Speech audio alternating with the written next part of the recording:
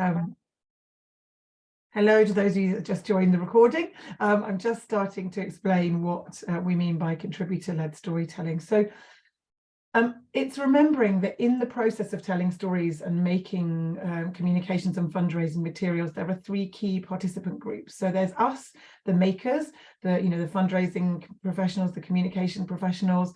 There are the people that we're talking to, our audiences, and those will be really broad and wide-ranging, from policymakers through to individual donors and everything in between. And then there's the people who we tell the stories about, and I call that group the contributor group because they are contributing their story to the process. And at the moment, in terms of power, which a lot of this stuff boils down to, we have a lot of power because we get to make decisions, we get to decide how we show, what we show, how we show it. The audience has a lot of power because the way they respond to our stories impacts the way we then decide to tell the story next time. So they have lots of power and control in terms of how they act. But the contributor at the moment often has the least power because they're there as a sort of facilitator of the relationship between the audience and the maker, but they often don't have the ability to embed their own ideas and preferences into the process.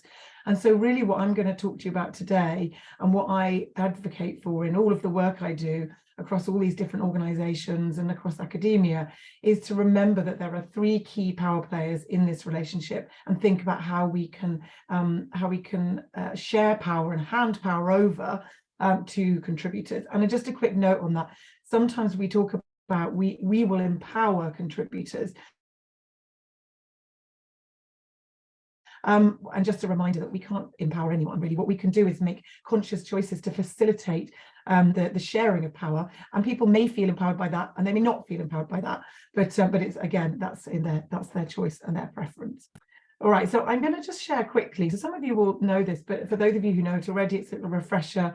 For some of you, this will be new. But some of the research that I conducted, which informs my way of thinking and my methodology, has been informed by various pieces of work that I've done, where I have gone to people who have featured in communications and fundraising materials made by people like us, and asked them, well, what's it like sharing your stories, and what do you think about the way you were portrayed? And I wanted to share a few findings from a study which is a little bit old now. It was published in 2017, made by myself and Siobhan Warrington from Newcastle University with Save the Children, but it's still the largest study of its kind, and so it's useful to illustrate these points.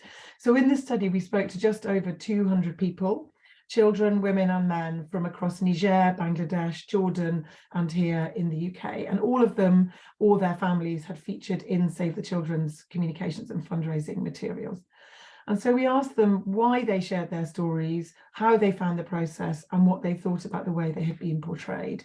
And I'll very quickly summarize what we found. So in terms of why they agreed to share their story, people said all kinds of reasons, but the biggest chunks that we found were they wanted to pay something back to Save the Children. Save the Children had helped them, and they were like, yeah, it's a way of me feeling like I'm doing something too. So again, it comes back to this idea of having some power in the process. People recognize that they may not benefit from sharing their story, but that they may benefit others. And again, that made them feel good because they had this kind of altruistic, this ability to help other people, which again made them feel good. People wanted to share their story so that their story was told in the way they wanted it told. And so we'll get more to this in portrayal, but this was a really big motivating factor.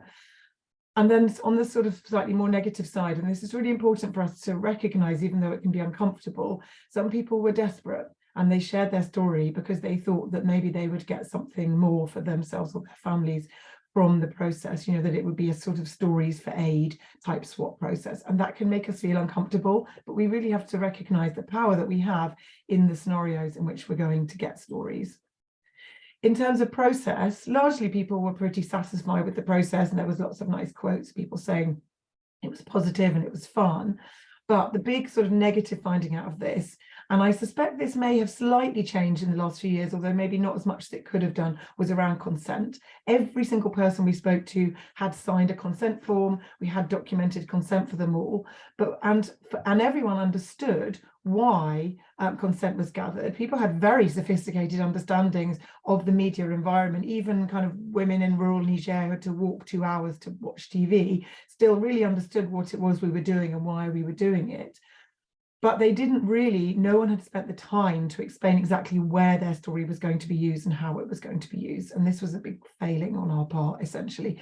And so a lot of the work that I do around consent is around making sure that there's time given and resources given to explaining it, because this is the real cornerstone of ethical storytelling. Because if people can't understand what it is that they're taking part in, they can't make any real informed choice.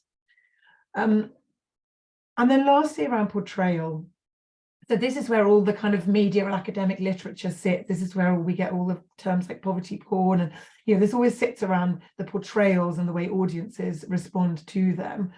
And in terms of the people that we're actually telling stories about, what interestingly, people understood the need for images of suffering, and they didn't actively discourage us from using those kind of images. But and this is a really, really important caveat to that kind of finding, is not to just be like, brilliant, we'll just show anything then.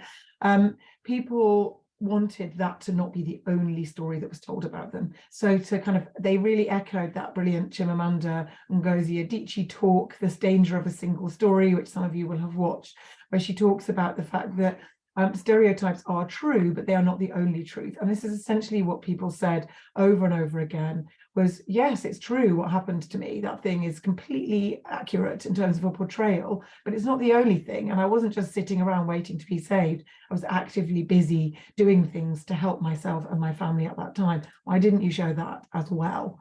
And so this is a really important part of thinking about how we tell these broader, more contextual stories that we're going to get into today. And just a few quotes to kind of bring this to life. We've got from Mohammed in Jordan talking about wanting to challenge stereotypes. So he's a Syrian refugee living in Zaatari camp. He's saying, Syrians are humans and capable of creating beautiful things, even though everything is destroyed around them. Rather profoundly in Niger, a teenager told us happiness doesn't move people, and in Jordan, happiness doesn't move people, and in Niger, literally every person we spoke to quoted this proverb to us, which means a song is nicer from its owner's mouth, which I think is a really lovely, if you're going to remember one thing from this talk, it's a nice thing to take away and remember. And then, also from Niger, people were, this is one man from a focus group telling us that he preferred stories, and this was very common amongst participants, where people get to speak for themselves and tell their own, and tell this broader story about how they are suffering, but they're also helping themselves. And so what this really demonstrated was this kind of point of view that for people living in places where they're being supported, they appreciate that support and they understand that support, but they also want some power and acknowledgement of their role in the process of being supported. And just this was a quote again from one of the teenagers we spoke to in Zaatari, and these are just a few images. For those of you that have been to Zaatari, you'll know there's kind of a film crew around every corner. And rather brilliantly, and this teenager told us, I want to take the photos, not be an object, which was, a pretty important thing to hear.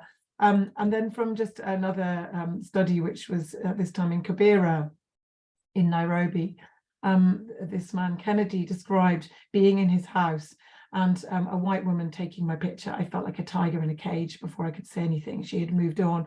And I just think it's really important for us to hear these testimonies and hear these quotes, and remember that for people who are having their photographs taken and being filmed, this is how it can feel if we get it wrong. So before I hand over to Ronan, I'll just lastly say that what we're really talking about here is a shift in terms of our working about the levels of participation that people have in our story creation process. And I wanted to share with you this is Roger Hart's ladder of participation. So this was created for UNICEF way back in the 90s. And what's interesting about this ladder, and it was created for UNICEF to work with young people in their programs, but I find it super helpful when I'm thinking about participation with communications. So if you swap out the word young people for contributors and swap out the word adult for communications and fundraisers, as we all are, you can kind of use this in your work. And what we've moved on as a sector from in the last few years is stages 1 to 3. We don't see so much of that now, where we're just using people as props or as kind of decoration or as objects, as that young person said, for what we're trying to do. We've moved more into stages 4 and 5, where we're spending much more time thinking about consent, thinking about how we talk to people about what they want as well. And so we're kind of assigning them, informing them about what we want to do, we're consulting with them. So we're much better at doing that. But what I'm talking about with this work is how we start shifting ourselves up into stages 6 to 8. And this takes some quite significant cultural and working shifts and this is why I want to share with you a few examples of organisations who are starting to kind of test and learn this. And what we're not talking about is an abrupt 180 in terms of what we're doing as a sector. We're talking about making these small incremental steps that move us up this ladder. And so I think if you're going to take something away, again, to just help you think about the shifts we're making, this is a very, very useful little guide there. All right, I'm going to hand over to Ronan. And then we're going to get into a little workshop session. All right. Just say next when you want me to move on to the slides, Ronan.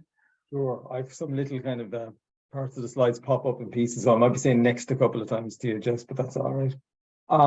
So first of all, again, thanks. I saw Jess speaking there recently, back in April at a conference in London, and it was we were obviously putting the finishing touches back then on the new guide. And it was when I saw that, you know, the talk that you gave, Jess, around just even that introduction that you gave in there kind of really, I suppose it made me feel we're definitely on the right track and we were kind of heading the right direction. It was very reassuring. I thought that's why it was so appropriate even to have you to speak. So what I want to do just really quickly, I'm not going to spend huge amounts of time on this, but just for those of you, I suppose, who mightn't be so familiar with what we've done over the last while and why we've moved from the Dóchas Code, or how we've moved from the Dóchas Code of Conduct onto the Dóchas Guide to Ethical Communications. Just going to give you a little bit of an overview, but just to start, as many of you know, the Dóchas has been around for many years, since 2007. It was really, I suppose, effectively the first code or guide or piece of writing and guidance that was put down on images and messages. One of the people involved in that originally was Dr. Eilish Dillon from Maynooth University, who many of you know. Back in 2020, we commissioned Eilish to do a review, not just, it was on the guide, the code, but also around kind of ethical communications generally. And Eilish completed her work on that in late 2021. And then I suppose she handed that to us, and that's where we had to take on the mantle of looking to see what we would do in relation to the code of conduct.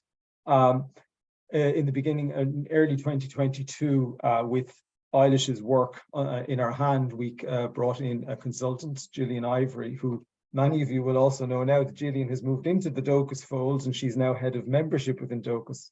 But Gillian came in as a consultant at that time to do some work on the code. Gillian undertook some desktop research. Actually, we'll just move on there to the next slide, Jess. Gillian took on some desktop research, and she also went out and she talked to various groups. We grouped, I suppose, many of the people in the membership under our traditional headings: comms, fundraising, dev ed, safeguarding, policy, and we also then had a group from the Global South who Gillian went out and spoke to. From those discussions and also from the desktop research, I suppose one of the things that we found is, as we see there, that the other guides do endorse the code. And in terms of the code itself, there's still a lot of very relevant and important information and guidance in there that we didn't want to touch on, or to, I suppose, to change too much. And just next slide there, Jess. So a lot of the content is the same. So we go from the code in 2007. It was updated in 2015. And as part of that update, there was an illustrative guide put in place to try and, I suppose, put in more detail, more help, more guidance for organizations working in these areas. Just next slide there. So we come to the guide, and this is where we come to in 2023. I suppose I'm going to talk a little bit about what the differences are But I suppose to start off with, obviously the name is different. It's in name and in nature, hopefully, that we kind of wanted to show, to step back from the idea of this is something that you must abide by, that this is a rule and this is a law. I suppose what we want to try and move to now is that this is something that's there to help you as an organization or as a practitioner, whatever area you work in. Therefore, we want it to be a guide. We want you to pick it up to assist you in your work. And you will see that throughout the new guide in terms of language. We've tried to kind of change the language around to recognize that there are many, many different situations, that it's never black and white, that you try, maybe, I suppose, your best to live within the spirit of the guide is kind of what became a bit of a mantra over the last year. Nothing can always be everything, but hopefully in the various areas that you will look to within this guide, you will see parts of it that will help you and will recognize that you're working in lots of different types of situations. So that's the first thing to talk about the name. If you just move on to the next one there, please, Jess, and you can bring them up. So again, this will very visually show us what has changed. As many of you know, we had 7 guiding principles within the code. We've gone now to 4 commitments. And what we've tried to really do is we've tried to bring out 2 parts specifically within the new commitments. And again, Jess has kind of spoken about them in some ways there. And that's around informed consent and contributor-led stories, locally led content development. We feel that they were important aspects now, where we sit now in today's context, to be kind of brought out and put into their own, I suppose, to be written about in their own ways. What you might also just see looking at the contents between both there is in the old one, for example, social media was put out there as its own section. We've gotten rid of that because we all know now we live in a very different situation. Social media is everywhere, so it is embedded throughout the whole guide. We don't need to expressly talk about it on its own. It is a larger and larger part of our communication, so therefore it's everywhere within it. So again, it's just those kind of different aspects. We've tried to take some things that were specifically outlined within the old code, and we've tried to embed them across the new guide so that they are all part of it, and that they're woven in throughout it. If you just go to the next one there, please, Jess. So just a couple of things to point out. So we've gone from, one thing you will notice that in the illustrative guide, especially, we had these illustrations. And again, at the time, they were, they were being used just to give that visual. But we've taken, we've removed that approach because we feel, again, like anything, these can date. And what we've moved to, and what Gillian recommended very strongly, is that this self-reflexive reality check. So in other words, when you're reading and you're looking through the guide at your leisure, as you may, when you get to the end of the section, it's about thinking and asking yourselves the questions. It's about putting it on us, like, what do we think about this? So instead of, I suppose, someone telling you, this is right and this is wrong. I mean, we all sit back and we have to make our own decisions at the end of the day, in reality. And then hopefully these questions will help you to just, I can guide you along that process. So they're just questions for you to ask yourself at the, as you come to the end of each section, how you might approach things, and is this really something that sits comfortably with you or doesn't? So it's putting it back into your own kind of like way of thinking and how you feel about it. The next one there, Jess, please. Something that I suppose came up time and time again in the conversations, both within the groups and with Gillian, and in follow-up groups with the comms group, who were kind of like the de facto steering group for this process, is around, I suppose, accountability, about, the rules of this and what's right and what's wrong. And again, I mentioned it earlier on, but something I just really want to kind of point out again is that we really made an effort to try and stand back from us telling people and us being the gatekeeper or the guards for what's right and for what's wrong. And again, hence the moving away from the code. And you will see that again if you look at the new accountability and feedback section, even versus the kind of the old agreements and the criteria and what you must live up to. we've tried to kind of stand back from that kind of you must approach and think about it more on it. This is a way that this is what you should aim for approach. Because at the end of the day, and again, as I said, there was discussion on this, people saying, well, are Dóchas going to be the gatekeepers, and the Dóchas is going to watch what everyone is doing and make sure they're living by the standards? And reality is we cannot do that. We don't really have the remit, and we don't have the ability. And again, so it's about putting it back onto yourselves. You know, you do the best you can to live by this way of working. So that's something that you will see again. So just last slide there, Jess. I'm going to just do a little. So in summary, again, you know, the content is substantially the same because it is still very relevant. I've talked about the name. There's reason that the name has changed.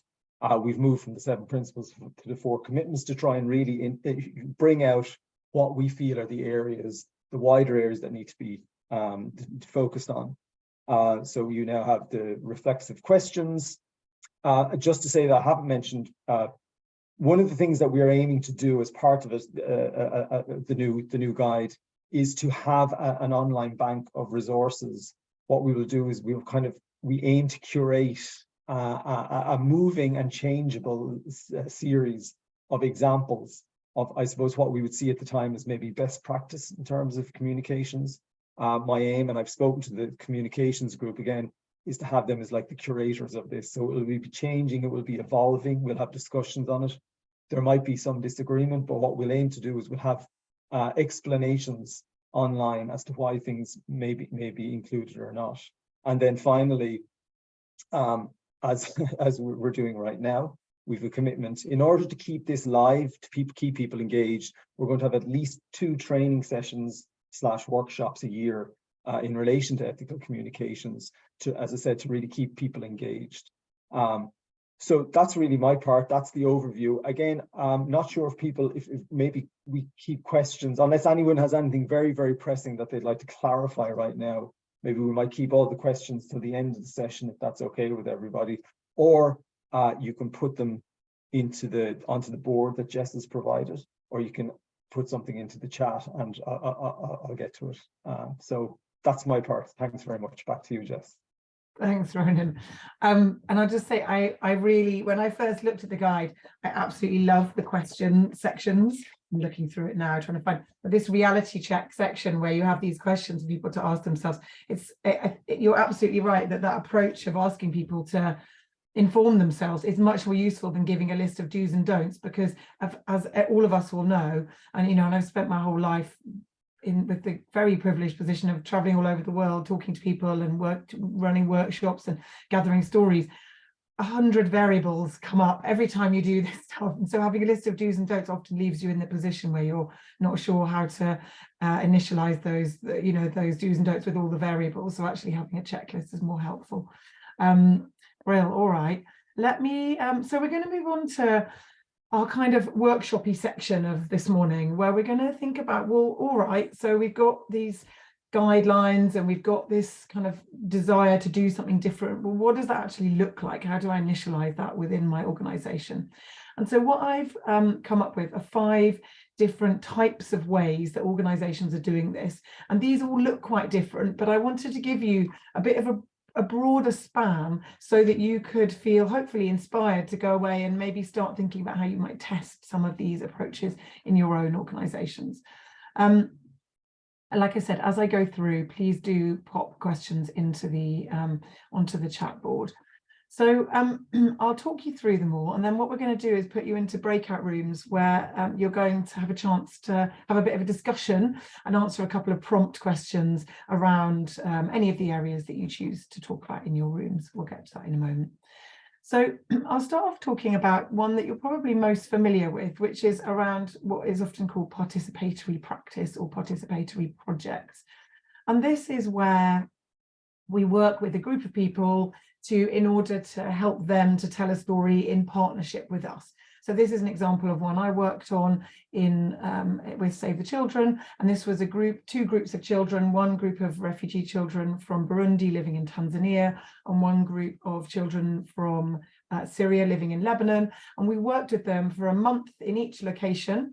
And when we went in there, we said, we'd like to build a stage set and have you pose in that stage set, but you can decide what story you tell. So some kids wanted to tell quite traditional stories, like their hopes and dreams for the future. This little boy on the left wants to be a doctor, and this is him building his idea of a hospital he wants to work in. He wants to fight malaria in particular. And I should say that all the flies were supposed to lie dead on the floor. That was his vision, but the fly on the right refused to lie dead. So it was a bone of contention on the day.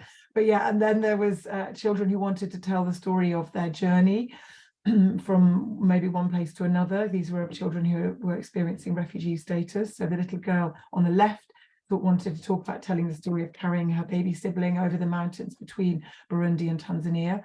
And this little girl on the right just wanted to be a princess in a princess castle, because in her current life, living in a refugee camp in Lebanon, she didn't get to do much princessy stuff. And so she just wanted to build a big pink princess castle and get to have a photo of herself in it, and why not? But other children were very political. You know, there were teenagers who made very, very political pieces of work about their rights and their rights to education. And so we had this really broad range of stories. But essentially it was about, so if we're thinking about our ladder of participation, this is around stage 6, okay? So it's initiated by us, it's instigated by us, but decision making is shared on some level with the children or the participants, the contributors that we're working with. And there's loads of examples of projects like this whole organisation set up to do this kind of thing. We do quite a lot of this in our sector, and I should say we do it sometimes at the worst level. We do it, we're still in stages 1 to 3 on our ladder, in that really all we're doing is saying to people, could you just stand there and do exactly what I want you to do, and then we're going to take all that stuff and have a nice exhibition in London, thanks very much, off you go. And in the best way, we're doing this in a way where these children are really, or the people involved are really involved in the design of the project and what happens to it later on. So it's a broad church, but quite a common way of working, but something, you know, if you haven't done it, it's worth investigating. The next kind of way of working is sort of the next step on, really. And so this is something that I've been doing a lot of over the last couple of years. And I have a big, giant, but still secret, unfortunately, project in the pipeline at the moment around this piece of work, but that will be released next year. And this is a sort of participatory projects 2.0, and it's really about shifting into stages sort of 6 to 7 on the ladder. So it's again still initiated by people like me, but then all decision making is led by people involved in the process entirely, which can feel a bit scary. And so I wanted to share this project with you. And so this was a project called Who Owns the Story, which I conducted in partnership with the University of East Anglia and with AmRef Health Africa. And in this project, we decided we were going to run a blind fundraising test. So we wanted to see how audiences would respond to a fundraising appeal where all the decisions were made by contributors and none of them at all were made by AmRef. And so we worked with contributors who lived in Kibera in Nairobi, which is an informal settlement in Nairobi. And we said to them, well, you've got the format, which is it's going to be a leaflet that's going to be sent out by post, but that's it. You can decide whether or not you put a logo on it. You can decide to mention AmRef or not. You can decide whether, oh, sorry, they had to put one logo on, but they could decide whether it was big or small. You can decide what story you tell, who you tell the story about. You can take the pictures, write the text, or we can provide you with professionals to take the pictures if you want. So we ran this kind of workshop with this group of people, and this was the fundraising appeal that was eventually sent out, made by Patrick Malachy. And it was sent out to just over 3,000 donors who didn't know that they were receiving this new donor pack. And it was sent out head to head in a test with a typical AmRef appeal.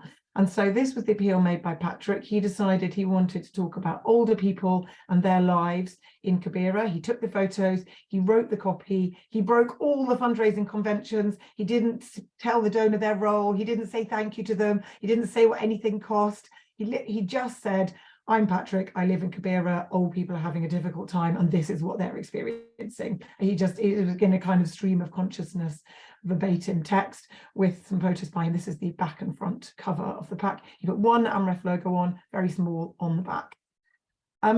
And this went out alongside this leaflet by AMREF, which you can see is much more professionally created. They're using this brilliant photographer, Brian Otieno.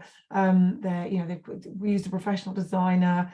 There's lots of mentions of AMREF. There's lots of the logos quite prominent on there. And they do all the things that you're supposed to do in a fundraising appeal like this. They thank the donor, they tell them their role, they explain AMREF's role, they talk about the tangible impacts, they do all the things you're supposed to do. But they decided to talk about vaccine solidarity across the continent of Africa rather than specifically in Kibera or even in Kenya. So yeah, like I said, that this study is available. I can put some links in the chat later on if you want to have a look at them. But I'll just share with you the top line of what happened. So I won't go through all of this, but there was the kind of key quantitative outcomes, the financial outcomes that I want to raise to you were really interesting. So first of all, the appeal created by Patrick raised more money, only by £603, but still a little bit more money, which was a great relief to me. But much more interestingly, the average gift by each person who donated to Patrick's appeal was significantly higher than any comparative appeals. And so then we went out to the donors and we surveyed them and said, well, why, did you notice something different? Did it change, because they didn't know, remember, that they were getting something different. And what we found out was that because it was Patrick talking directly to them, so remember our triangle, right? So in what they're used to is a line of communications between the maker, between us and them as the audience. What they got this time was a direct line of communication between a contributor and themselves. AMREF were pretty quiet and silent in this.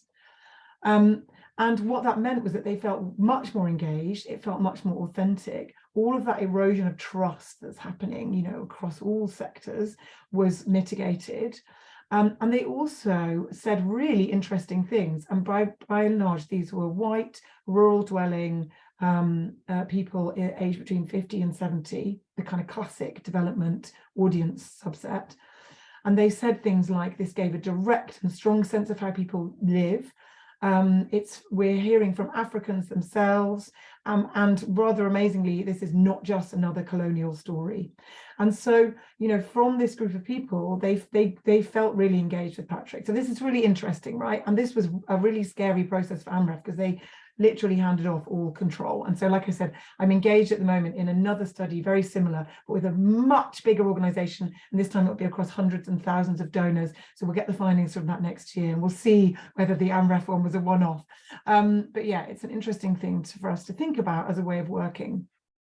And for people like Patrick, it also feels really good.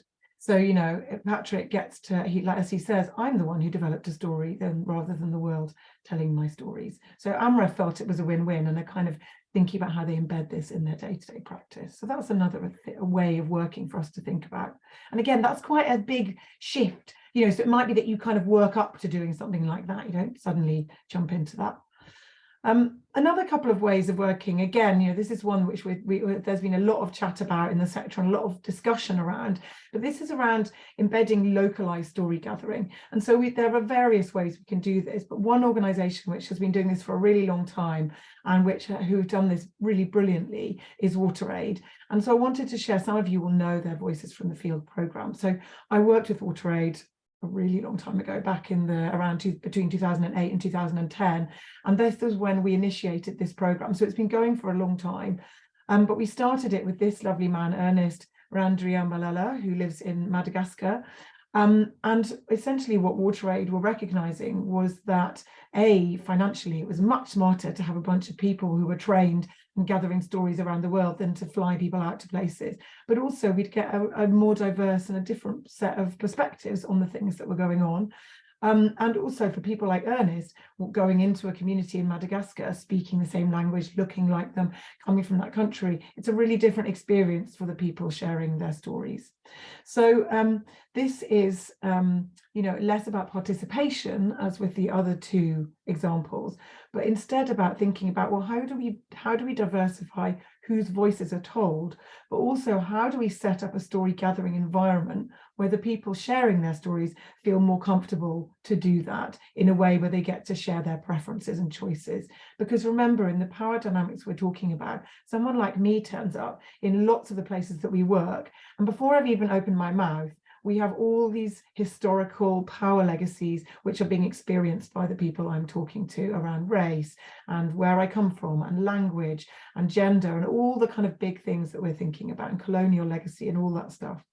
So again, at WaterAid they did this on a small scale to start with. They hired Ernest, he was there, one person, they trained him up, they worked with him, they kind of tested and learned how it worked, and then they rolled it out across other countries. But they've never gone completely mad in their ambition. You know, they always have around, I think most they've had 9 of these embedded localized kind of story gatherers, but they usually have around 7, and it works really, really well for them.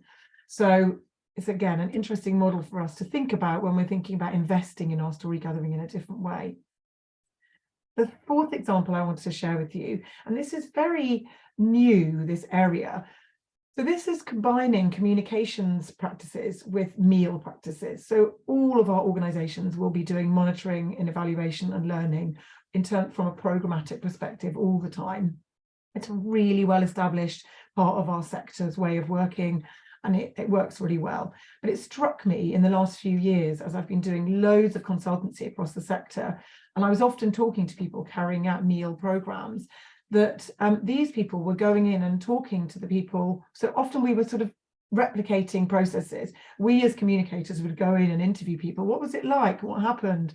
Tell me about your story. And then the meal people would go in before or after and ask slightly more technical questions, but largely quite a similar set of things. And they'd ask it in different ways, and they wouldn't necessarily be combining that with multimedia materials. But it struck me that combining those 2 processes could be really interesting. And so what I then discovered was that Christian Aid had gone ahead and done that already. And so it's a really nice example of, so Christian Aid, after the Nepal earthquake, they knew that their meal teams were going in and starting to talk to people about the support that people received after the earthquake. What worked, what didn't work, how can we learn from this? And so they said, well, can we combine this with the communications work that we're doing to talk about the impact of Christian Aid's work, you know, the 6-month on, the 1 year on, that we all do this kind of communications work, right? And so they really cleverly came up with the idea of this mobile meal communications kind of truck. So this is the truck here, and they drove it from village to village, and in the truck they set up a camera and a chair and a table, and they said to people, if you would like to tell us what it was like being supported by Christian Aid, go into the truck, sit, you know, we'll switch on the camera, then we'll leave you alone, you can say whatever you want. And it was and some of the things they heard were brilliant and useful, and from a meal perspective. So, you know, people saying things like the zinc sheets were really useful. The most important thing was cash, and we need quake-resistant houses. But also people saying, you gave us all this stuff which we don't use in our day-to-day lives right now, like soap powder, which people didn't know what it was. They thought it was milk powder, and they tried to mix it into a drink, for example. Someone sat down and said that they had seen people doing this. So it was really useful for Christian Aid to improve their responses. But because they had all of this filming, and obviously they went through full consent process and everything, they were then able to turn it into a piece of work which demonstrated to audiences and donors how seriously they took the input and expertise of the people they were talking to. So this is one example. You don't have to turn your combining these 2 into a campaign like Christian Aid do. You can just quietly do it as a mode of story gathering. But I think it's something for us to think about how we combine those 2 processes together.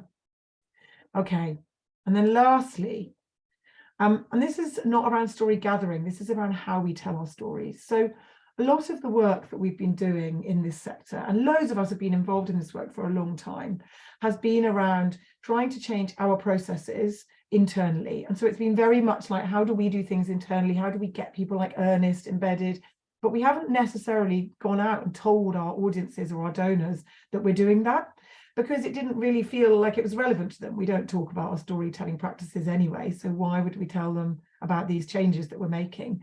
But actually what we're getting to now, and what is evidenced by the AMREF study that I conducted, is a place where audiences are engaged enough in these issues that we can talk to them about this. And not only can we talk to them about it in a way that they will understand and engage with, they want to hear this from us. And this is evidenced in two really interesting recent campaigns from MSF and from Chance for Childhood. So what these two organisations have done is what loads of us have done, is internally they've said, right, we're drawing a line under things, we're changing how we're going to do things, we're going to change our consent processes, maybe we're not going to ever show people without naming them again, we're going to do all these different things. But what they've done is then said, hey audiences, we're doing these things, and things are going to look a bit different to you. Our communications, our fundraising, it's going to look a bit different. And so we're telling you, we're doing these different things, but in order for this to work, and we're doing it for the really good reasons, we need you to come along with us, because otherwise we can't do this. It's really, and it's such a kind of obvious step to take, but it's one that a lot of us haven't taken. And so MSF, you know, some of you have seen this MSF ad, but MSF made a video where they essentially said, we've done things wrong. And they did things like they showed a photo that they'd used of a child sitting on a bed in a clinic with her mother. And they said, we didn't show the photo like this. We cropped the mother out to make the child look like they were alone and more vulnerable. We won't be doing that kind of thing again. We used to only show our white workers because we thought that would work better, but actually the majority of our medical staff are not white, and they are from the countries and regions in which we're working. We're going to talk about them more now. And so they were really open and honest, and the response they've had has largely been very positive. Chance for Childhood again did something similar, where they said, we actually don't feel comfortable we work with some of the most vulnerable children, and we've decided that we don't want to show their faces anymore. And some organisations, you know, this is a debate in itself, but Chance for Childhood said, but rather than just doing that, they set up a whole campaign where they went out to their audiences and said, we're changing the way we do things. And they almost set it up like a brand campaign that they called Overexposed, saying to their audiences, so I know you're used to seeing the faces of the kids that we ask you to support, you're not going to anymore, but that's because of how much we care for them, and we know how much you care for them. So again, it's a really interesting model, and it again takes the onus off you to have to kind of make something work with your audiences, and instead, you know, back to this triangle of participation, it puts your audiences in a more active role in making these shifts. All right, so this was a gallop through 5 kind of different ways that we might work, and hopefully it's given you some ideas and inspiration. What I want to do now is I want us to put us into breakout rooms. We're going to have about 25 minutes in the rooms, and I've got a Padlet link I'm going to share with you. In fact, I'll just pop that into the chat now. There you go. So just make sure you can all open that. What you'll see on this link are the 5 kind of areas, and I've put links to the projects I was talking about in there, so you can click on them and have a bit more of a look at them. And what I want you to do in your groups is discuss these 2 questions. So who benefits from this approach and how? Remember our 3 key players in the triangle. But also, if we wanted to do this, what do we need to think about in order to do it? Because I think what often happens when we look at these and we think, oh yeah, brilliant, but how would I do that in my organization? And it feels like there's so many logistical barriers that you know, it feels too insurmountable sometimes to do this stuff. So think about what some of the logistical things are that you might want to embed in order to do this in your organizations. And so you can pick whichever of the examples you want to talk about more. You can try and tackle all 5. You can spend all your discussion on 1, or you can talk over 2 or 3, whatever you prefer in your groups. Okay. So just to share with you, the Padlet link looks like this. We've got a few questions already. So the Padlet link looks like this. When you want to add a note, and it would be great if you can capture some of your discussions and add them in here, because it's really useful for us to see. Just click the cross here, and then again, you can type in here and press publish, and it will pop up in whichever one you want to talk about. And for you to view these links, you just click directly on the picture themselves. All right. Any questions on that before I send you off into your rooms for a moment, for a bit?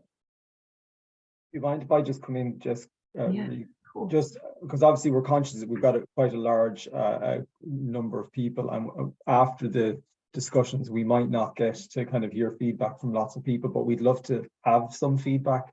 So Jess has suggested that putting some notes on the Padlet. Also, like, it would be great if maybe somebody was assigned as a note taker and just took like 2 or 3 kind of notes. And if you didn't feel confident putting on the Padlet, maybe after the session today, if you could even email it to me or put it in the chat. I'll put my email in the chat as well, just so that we have some good solid takeaways from after the session. But if you're confident enough to put it on the Padlet, that's fantastic too. So just giving you some options so we can capture as much as we can. Thanks. Sorry, Jess. No, that's great. That's really helpful. Thank you.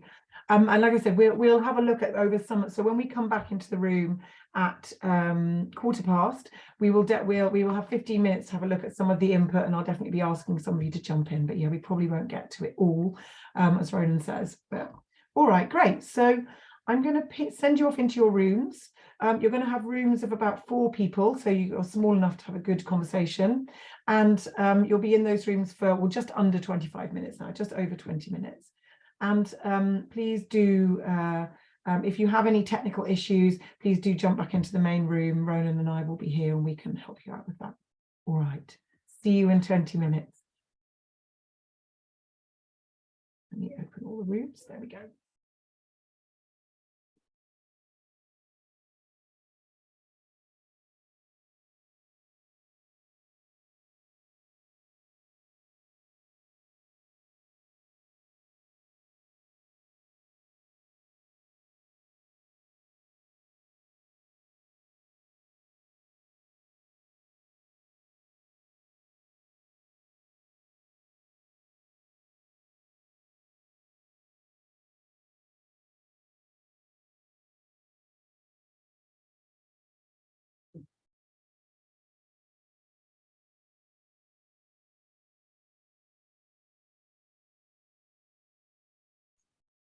Lauren, are you having problem accessing your room? Are you okay there? Unless Lauren might be away from her desk, possibly. Yeah, that might be the case. Yeah. Right. Should we pause the recording? Good idea. A big 25-minute gap.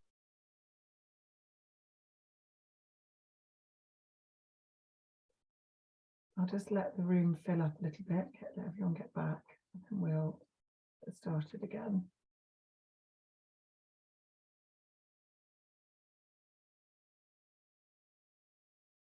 Everyone, we're just letting everyone come back in.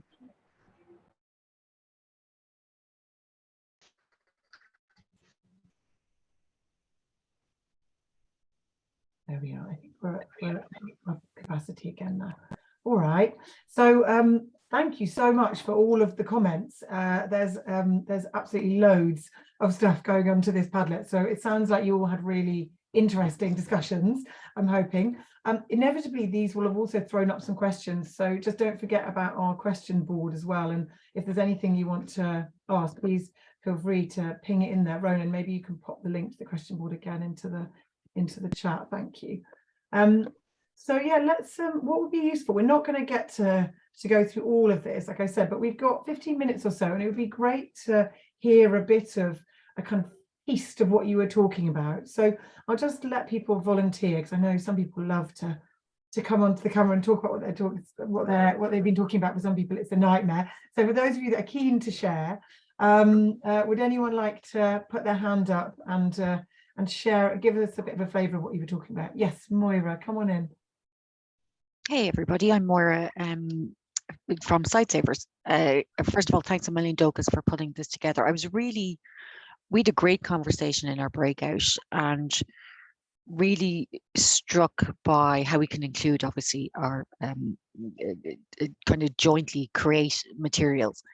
And we talked about MSF, and we talked about, the washing powder influence was really interesting. And Avery in our breakout talked about a failure report, and it kind of dovetails a little bit with the MSF. And we talked a lot about kind of the transparency around, well, we tried this and it didn't work. Yeah. And what I love about Sightsavers is we're so agile. I'm new to the organization, but we did something recently, a virtual tour, And we were finding in one of the territories after the operation, people weren't taking their antibiotics.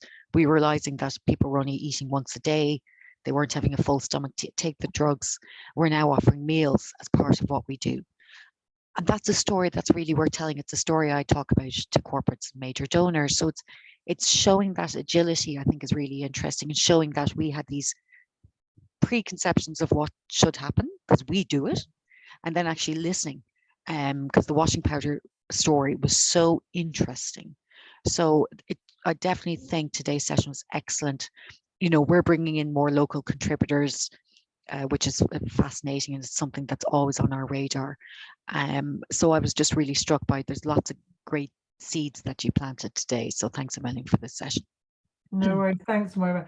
I thought those, you know, the points you made there around listening, this is at the core of this work, right? It's not making assumptions about what's best for people. It's instead going and saying to those people, what do you need?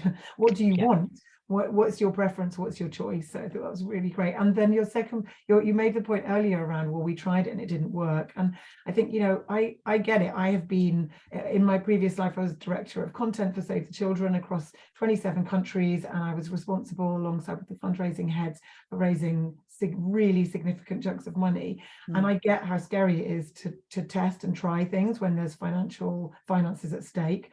And so, but I think the kind of trying it once and then giving up approach, it's about instead having a long-term view on this stuff and think about, we've tried something, it didn't work, but why didn't it work? And what can we learn from that? And what can we do next? And keeping on going. And that's why you also need senior leadership support in your process. But yeah, thank you, Moira. Those were really great points. Would anyone else like to come in and give us a bit of a sense of the discussions you were having? Please pop your hand up if you're.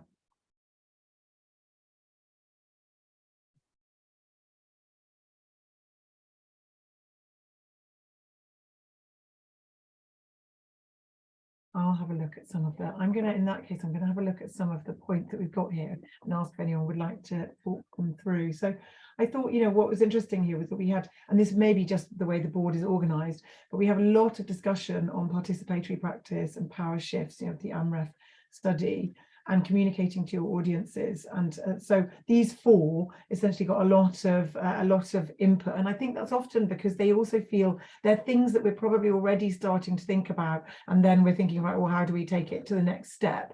So I'm going to just concentrate on those a little bit. So I think, you know, around participatory practice, it's this point I wanted to pick up on here. So I'm going to just highlight it so you can see. Oh, no, I'm not. This one, I'm waving my mouse around on it. But is it more of a campaign or marketing idea than an actual ethical communication strategy? This is a really interesting point. So one of the ways that participatory practice has been used is exactly that way. It's been used very much as a kind of special project.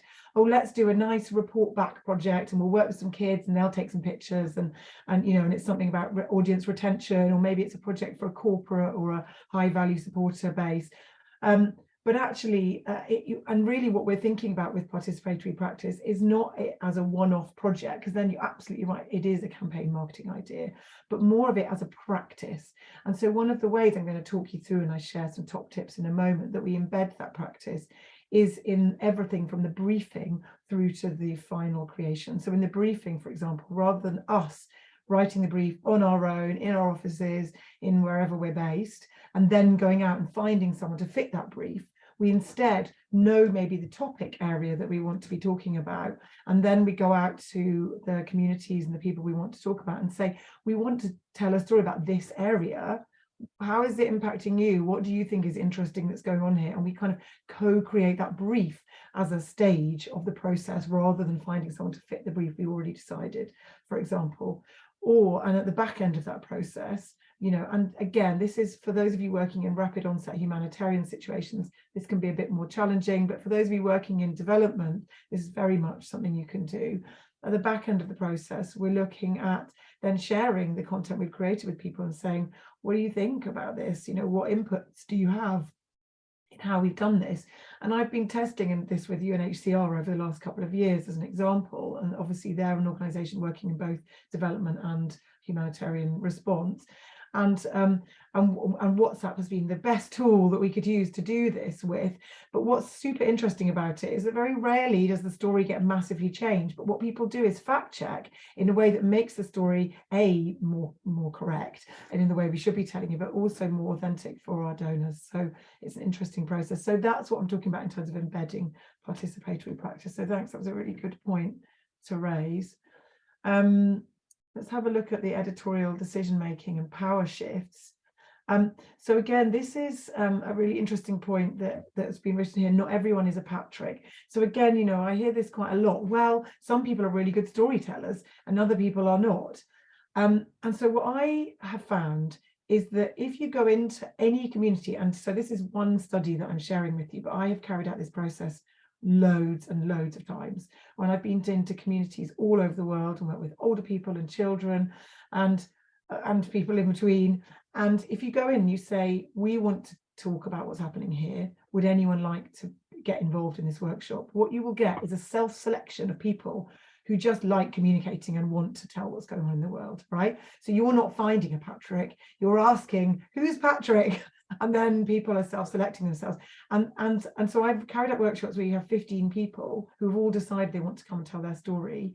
And everyone is telling a really engaging and interesting story by the end of it. So it's not like Patrick is some kind of, you know, special, you know, Goldilocks human that's hard to find.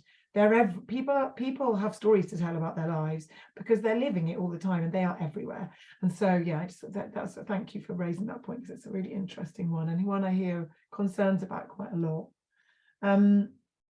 In terms of the logistics of this, it is a bit more resource intensive to run a workshop with someone over 4 or 5 days than to go and interview them for 3 hours. 100%, you know, that's true. But what you get from it, alongside the you know, the better engagement and a richer story, is that you get something that you can cut and use in many more ways. So, you know, a previous way of story gathering I might have carried out would be to go to a place and interview 5 or 6 people over a day and take pictures of them all and come back with a nice bank of case studies. And the way of working I tend to do now is that I'll go and spend a lot of time, I'll go spend a small amount of time, finding people who want to share their stories in this self-selection process I talked about, explaining them about consent, making sure they want to take part, and then spend a day or 2 days with each person, co-creating lots of photos, showing them the pictures that are being taken, asking them what they think about them, interviewing them, playing back those interviews. And what you end up with is something that's so much richer and fuller that it can be used in many more places than that one little tiny case study can be used. So it's a different model, but you end up with the same outcome, which is stories you can use really effectively. And I think the stories are more engaging. We know that from the studies. In terms of embedding localized story gathering, yeah, we've got lots of positive suggestions here around reducing carbon footprint, needing to provide logistics around training and organizational support, people having better contextual understanding, it being more practical. And I think, you know, this point around, and so all of those things are true. So it's again true that it's a bit of early investment, but then again, it pays dividends later, right? In terms of this way of working. But yeah, this resourcing, does it unfairly benefit larger organizations more able to do this? And I think, yeah, so what I have seen in smaller organizations who don't necessarily have the wherewithal to hire 6 people around the world, which is fair enough, that's a big investment financially. What they've done instead is trained up local talent. So there might be photographers or videographers or, you know, fledgling journalists in the places they're working. And so they've invested time and money in training those people so that those people are then available for them to pay on a consultancy or a freelance basis when they want to work with them. And so that's been a model that's worked quite nicely. And that investment can be quite small scale. It can be, you know, adding a bit of knowledge to what they've already got. But then you have a nice bank of people that you can work with around the world, and you could team up with other organizations in that region to do that as well, because then you've all got a group of people to work with, for example. On the combining meal with comms, I think this point here around technical language is exactly why it needs to be a combined. So if you just hope that your meal team are going to go out and get you good stories, you're going to be disappointed, I think. But if you work with them and sit down with them and say, you know, this is what we want to achieve, this is what you're trying to achieve, how can we do this together? Which is what Christian A did so well in the example I shared with you. And it will function differently in different sectors and different organizations. But I think if you can do this, it's like this person here has pointed out, it's very practical and means, again, less labor for the people who you're talking to, who might end up being interviewed numerous times. And then lastly, around communicating the change. I think, you know, we have some kind of questions in here around around some critiquing of Chancellor Charlton's decision not to show faces.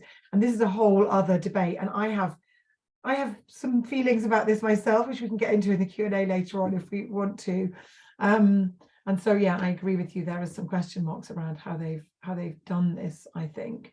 But I think what's, you know, this point around that's here, that is the kind of one I think is important for us to take away, that when it is our responsibility, we are educating our donors, whether we like it or not. We have an educational role. For a lot of the people we're talking to, the way they find out about these situations will be through us. It won't be only through the media. It might not be through the media at all. And so it is therefore our responsibility to educate them in maybe thinking differently about the groups of people we're talking about, as well as educating them that they need to help. And so this point here, that's the kind of bigger point that I think it's important to take away around communicating this change, is maybe it's a shift in thinking about how we educate and a recognition that we are educating as well. And yes, interesting that AMREF didn't spell out this approach later on. I can talk about why we didn't do that later on. All right, brilliant. Thank you all so much for sharing so much rich feedback on this board. It's really, there's loads going in here. And I hope that it was an opportunity for you to just start. Obviously, this was a very brief conversation, but hopefully it was an opportunity for you to have a few examples to take away with you, but also to start having some of those internal debates that maybe you can take back to your organizations. All right, so what we're going to do for the last half an hour or so is just have a bit of a think about some top tips on how we might do this before we get into a Q&A at the end. So, and I've broke this down into 4 chunks, which tally up with the 4 main areas in the Dóchas guide, so that there's a nice tally between what we're doing today and what's going on in the guide. And what I've just given you is a slide or a couple of slides for each one. So I'm going to touch first on the idea of authentic representation. So I think the most important thing for us to think about here is really around why we are selecting and choosing to tell the stories we're telling and how we're doing it. So we all are much more aware of the ideas of stereotyping and othering than we were in the past, which is great. But also every single one of us is coming to our work with all of the biases that we bring based on our lived experience. And every single human on earth has biases based on their lived experience, right? So, you know, based on where we grew up and who we are and how we've experienced the world and the things that have happened to us. I find it really useful to think of biases as essentially, you know, how your brain is just, you know, you are experiencing millions of interactions every year, and what your biases are is just your brain trying to sort them into chunks to help you understand the world and make sense of the world. And of course, therefore, how you have lived in the world will impact how you think about it. But the important thing to do is to think about, but are my biases making me inadvertently represent people in a way which is not helpful to them or even harmful to them? And so I find these are really, and these tie in again with the questions that we've got here in the Dóchas guidelines. But, you know, why did I select this story and not some other story? For example, why did I do that? Am I doing this in the knowledge of how people like to have their stories told? Have they, or ideally, have they seen it and had a chance to impact at some point in the process? And that's kind of similar as question 3. Am I perpetuating some of the big areas that the sector has been accused of perpetuating, you know, largely around the idea of saviourist narratives? And saviourist narratives is, you know, there's been a lot of talk around white saviourist narratives. And so I think we all feel pretty comfortable thinking about and recognizing that and understanding that. But saviorism is not just around racial dynamics. It's also, are we essentially putting the people we're telling stories about into a passive role where it looks like they need to be saved by our donors? Are we saying to our donors, only you can save these people? They are completely unable to function without your help. Because that, again, is reinforcing these narratives where we are active as donors and the people we're talking about are passive. And that's just not true. And so it's not about positive versus negative stories. Really can't stress that enough. It's a bugbear of mine. Positive people, you know, and that's why I've got these two images here, because if positive stories are just as stereotyping as negative stories if we only tell that story, right? And so instead what we're looking about is how do we get context and depth into our stories? So how do we show that someone is having a bad time, but they're also working with doctors to find a way to help, you know, help their child find nutrition, or they're actively helping unload aid from a truck, or, you know, I'm thinking of imagery, but what are the things we're doing to show people's active participation? That's really what saviorism boils down to. And then, you know, and really importantly around this is, have I included context? So the best way to do this is to include in context, name people, name the situation they're in, name the countries that they're from, as a very basic, and you can do that in captions, you can do that as a float over, you can do it as a click through, and then, you know, always have a place where someone can click through and find out a bit more about what's going on there. Because if we don't, we just show a picture like the one below and say children are starving, people will just immediately take all of their assumptions about where children are starving and think like, well, that's at the country of Africa. And that will be another piece of evidence which backs up their assumptions and their stereotypes about the world. Okay, so add context to try and educate. Around, you know, contributor-led stories, really the best way to do this, and I talked about this a moment ago, was around leaving space in the brief for people to input their preferences. And so I have done hundreds of shoots in my career where I have written a really tight brief with a list of images I want and a list of questions I'm going to ask, and I've gone out and found someone and I've made sure they fit to the brief of what I'm trying to do. And what I've been trying to unpick over the last few years is that process. So instead, you go out there and you know, I want to talk about, I don't know, livelihoods in this one region, or I want to talk about water security, or I want to talk about the impact of a typhoon. And I know you know, I'm a child rights organization, so I probably want to focus on children, or I'm a women's rights organization, or, you know, I know my donor responds well to these groups. So you go out with this slightly more open brief, and then you sit down and say, who would like to share their story? And then with those people, you say, what do you want to talk about?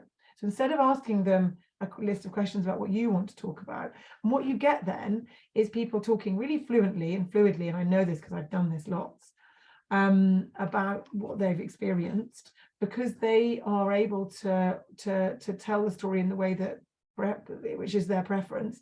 And therefore they tell the story in a more engaging way, rather than thinking, oh, how am I going to answer their question in the way they want me to answer it, which is a lot of the time what happens in people's heads, again, which I know from my research. So, you know, and, you know, how would you like us to describe you in the stories? What do you want people to hear about you? Do you know you can say no? Are you happy with how we've told your story? All of these kind of questions are ones that you can use in order to co-create that story, as opposed to finding someone who's kind of a prop to fit the story you've already decided. Around consent, I cannot, consent is not a form. Consent is the process by which someone understands what they're taking part in. And sometimes a form will be involved in that, but not always.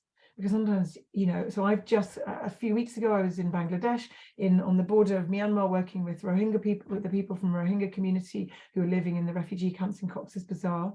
And there, no one's signing a consent form, because these are people who have been persecuted by bureaucracy, essentially. That they have had their identities stripped by bureaucracy, and they don't want to sign anything. They're also working in 3 or 4 different languages, and there's all kinds of complexities. So there you're gathering verbal consent from those people. So it's not always going to be a form, but what it is instead is a discussion. Okay, and it starts before you're doing any story gathering, it continues during, and it continues afterwards. And it includes conversations, saying to people, do you understand, you know, the risks of you sharing your story. And people are sometimes nervous to do that. Well, if I ask them, if I explicitly explain the risks, people will say they don't want to be a part of the story. Well, that might be true, but again, that's important. That's an important part of if you want to have informed consent, that's informing people. And in my experience, very few people do that. What you instead have is a much more rich discussion about how their story gets told and what details they might decide they want to omit and that kind of thing. You have to give everyone the option to hide their identity and treat hiding identity as a creative problem. It's not as a hiding problem, it's as a creative problem. So rather than thinking, oh, now I'm just going to have to photograph the back of their heads and their hands, which is one of my issues with Chance for Childhood, but anyway, we can get into that. Instead, think about, well, what else can I show of them that communicates their identity? And I'm going to show you a few examples in a moment, but also doesn't compromise their safety. And include everyone in this conversation and make sure that you're doing it in a way that's appropriate to them. But I've carried out this research with children, and children have really strong opinions about whether or not they should be included and how they should be included. And so do neurodiverse adults and people who are learning disabled, and all different groups of people. And so you have to design it in such a way where you can have that conversation appropriately. But it's a really important cornerstone of ethical practice. But also, again, you get better stories at the end because people understand what it is that you need as well. And there's a couple of examples. I worked a few years ago with Restless Development, and they were pulling together, and we were working on their whole kind of ethical way of working. And we were thinking about how you share visual examples with people, because this is one of the best ways that you can bring this to life. Is sharing visual examples. So we went round the houses. Do we design some lovely little booklet that everyone uses? And in the end, we just provided everyone globally at Restless with a series of screen grabs of different ways that they use stories. And people just printed them out on their, excuse my language, crappy office printers, stapled them together. And when they went out to gather consent, they just had these pictures, or they downloaded them on their phones. So it can be very simple, but as soon as you add some kind of visual reference, everyone who you're talking to is like, oh, right, that's what you want to do with it. Okay, I get it. Okay, so, and we can download films on our phones. We've got our phones with us, we can do this really easily. And really what we're talking about around this stuff, around, changing it, is moving out the shift of balance in the kind of upholding standards and doing no harm from a legal place where we are really protected in terms of consent to an ethical place where the people we're talking to are protected as well. So it's always been, the balance has been these very legally forms which really protect us if we were ever challenged, but ultimately don't really do their job around consent, because people can't, I can't understand them. I have multiple postgraduate degrees, but instead it's taking consent to a place where everyone can understand it. So you're evening up that balance. And lastly, on consent and upholding standards and doing no harm, these are just a few examples of some of the organizations, that the way some of the organizations I've worked with have hidden people's identities, being very creative about it, doing, on the bottom right here, you see double exposure photographs.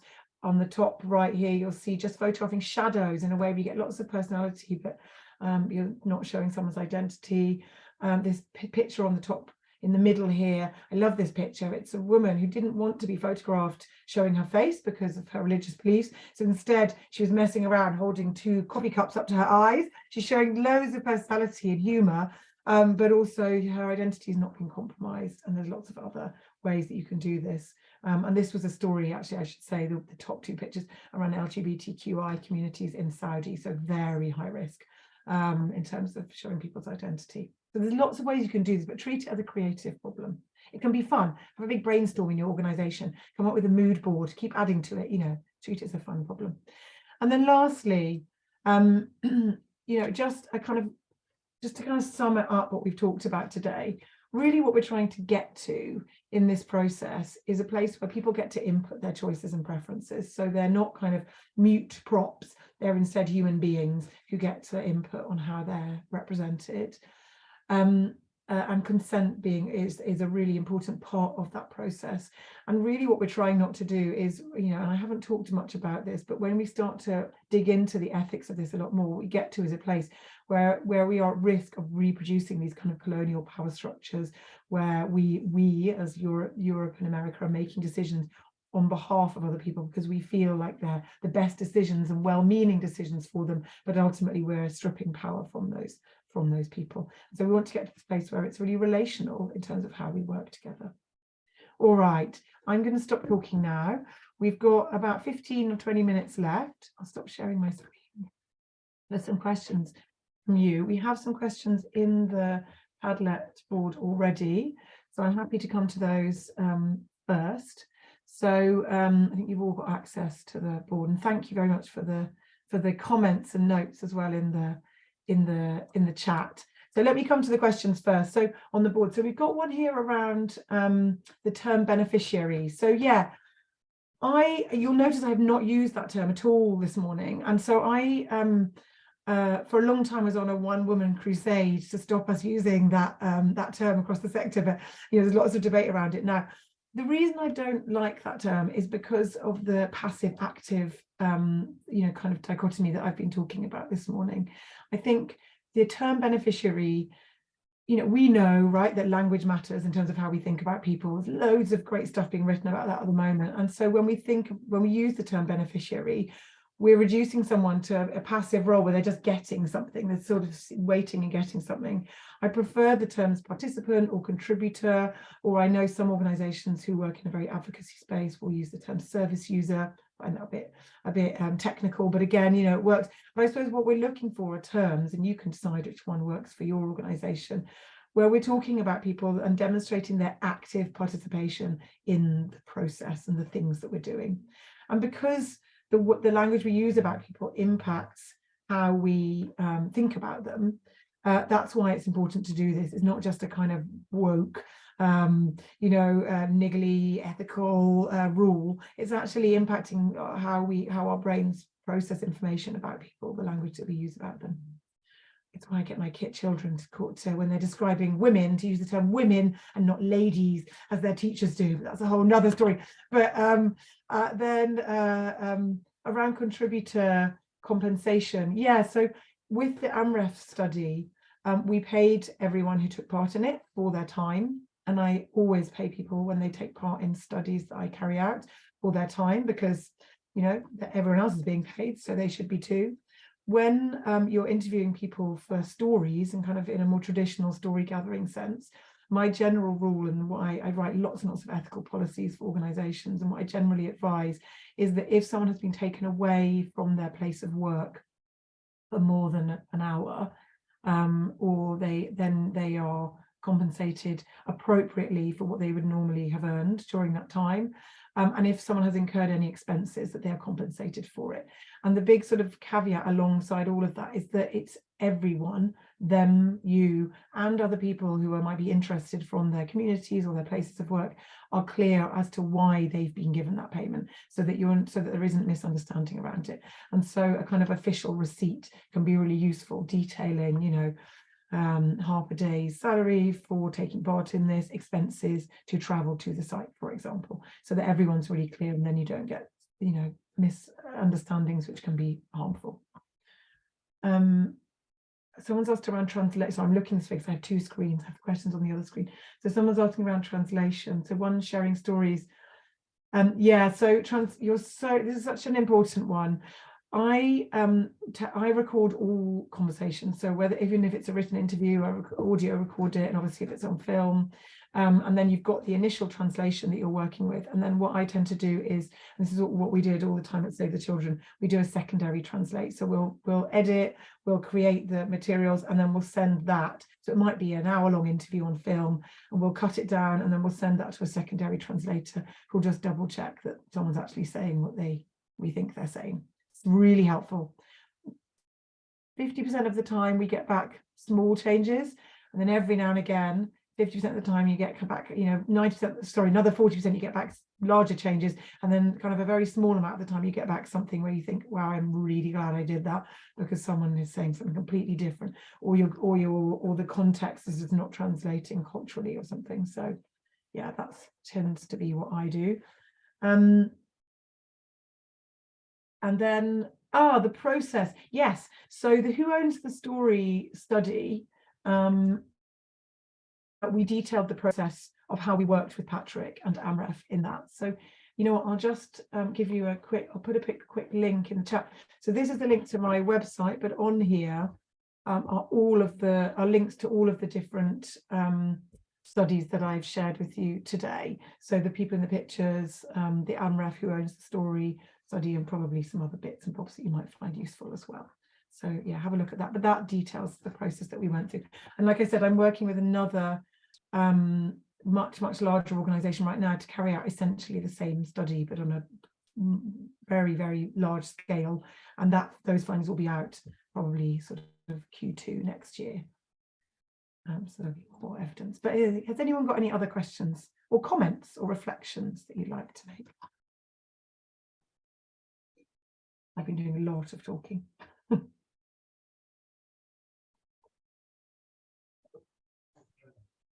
I'd just like to say thank you so much for everything that you shared with us, and it's just been really interesting getting deeper insights into this whole area. I studied international development, and as part of that we had a module on like advocacy and media, and we looked at some of these things, but it was really interesting to A, be reminded of some of those things, and B, to think about them more specifically in the context of the work I'm doing now with Don Bosco Aid. And I've actually recently come back from a monitoring visit in Kenya where the term beneficiaries was used a lot by the people on the ground, as well as just, you know, people in general. So I thought that was an interesting one that I hadn't thought about before, that I could have very easily just used when doing my reporting. And I think I already have written it down, but I'll change it. I'll change it when I'm typing it up.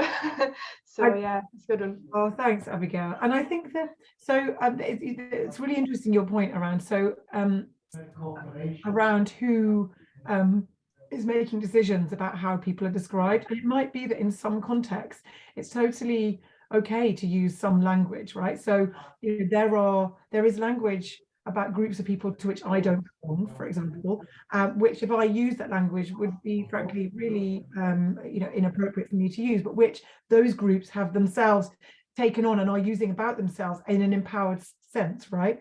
So I think it's about thinking about who are we and who are we talking to. And so if you are a European talking in a European context, maybe you don't use the term beneficiary, but in other contexts, maybe that is more acceptable. I did some I work with UNHCR quite a lot, but a piece of work I did with them recently around writing their communications guidelines, I took out a particular term. So I took out the term dignity because it's just sort of thrown around wildly without anyone really thinking about the fact that ultimately what is dignified is a completely personal experience. You know, what I find dignified might be not what one of you finds to be dignified. And so I thought, well, let's just take it out, because otherwise people are making all these assumptions where they're using their own conception of what dignity is to make decisions. But then I worked with a group of refugee people who were now currently experiencing refugee status. The UNHCR asked to come and help me as a big part of the consultation process of creating these guidelines, and they all said, no, we need the word dignity in there, because ultimately that's the one thing that no one we've got. We might be getting shelter and food and those other things, but it's dignity that we can't get until we're settled somewhere. And I thought this is super interesting. So again, it's all about context, but it's about thinking about those things in a bit of a deeper way. So thanks, Abigail. It's a really good point. Anyone else got anything else? Just sorry. I think I was lucky enough that we had a very interesting chat while everybody else was in their chat rooms, and I just want to I suppose mention it now, and I propose it nearly as a kind of a topic, maybe possibly going forward for our next workshop.